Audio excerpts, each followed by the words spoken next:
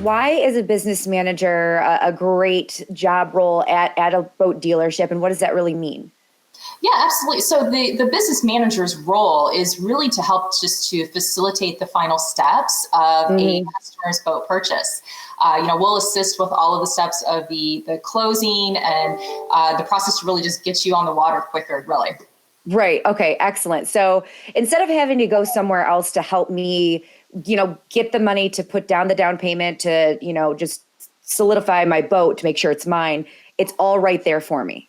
Exactly. Yes, that's exactly. So, with as far as MarineMax, we're all about the experience, providing Hmm. that experience to the customer from start to finish and through the life of their ownership and being a family member of MarineMax. And the business office is really an extension of that, being able to, to help with that experience and give them that one-stop buying experience, as I like to refer to it. So Hmm. you can really take, once you decide on the boat, take it from there to finish and get you on the water.